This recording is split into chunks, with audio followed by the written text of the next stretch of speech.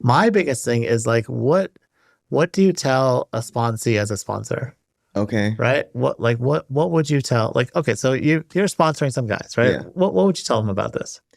So as far as the education around it, first of all, I would say I would tell them what you said first. It's like I cannot dictate how you measure your recovery. Yeah. But this is a very dangerous chemical. First off, it's a dangerous chemical. You will end up in withdrawal if you become dependent on it. Yeah. And if the idea is quality of life and to relieve yourself from yourself, like you get into the same, you fall into the same traps of addiction with this drug as you do any other drug. You will Yes. have to feed that beast. Yeah. So I guess that's what I would tell them, right? Is avoid it because it's still a drug. Like, Yeah. The scariest part that I remember someone telling me was this was probably about 2 years ago when it wasn't as prevalent. yeah, He told me he spent his entire day driving around from smoke shop to smoke shop to smoke shop looking for this particular brand and this particular type of kratom. And whenever he found it, he would buy the entire box, right? And then he went and then he found another one, he'd buy the entire box, right? That would keep him good for like 2 weeks or maybe like a week. And then he'd have to go do the whole thing over again, right? Because he'd run out. And I was like, that sounds like searching and seeking behavior, I right? mean, That's classic drug addict for behavior. sure. I've Like, done the same thing for crack yeah, and heroin. yep. And, That's and so people are doing this for kratom, right? You can buy it off the shelf. That's insane, right? Like that story in and of itself, right, tells me that you don't want to mess around with this. right. If that's the behavior that's coming up from this.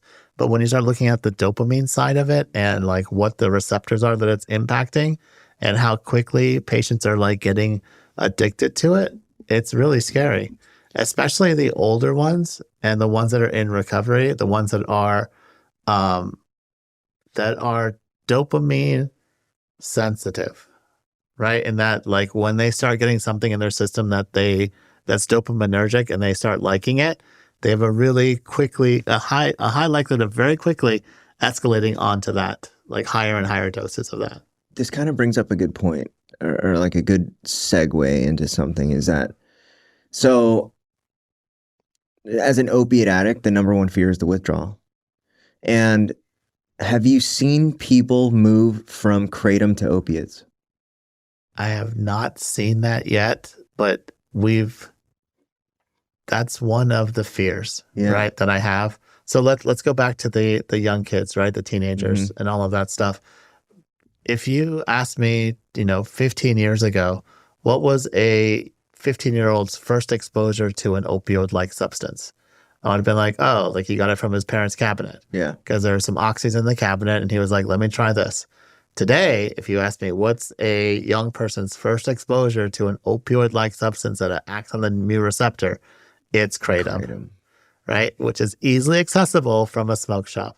So I've got these kids whose brains are still developing and still forming, and their first introduction to an opioid-like substance, which is a partial agonist to the mu receptor, they can buy at the smoke shop. That's pretty scary, right? So I don't know what the numbers are in terms of like moving from one to the other, hmm but like, why would I expose a young kid to that this early on? Right. And is it a gateway? I don't know, but it's scary to think about that being the first thing that they're exposed to.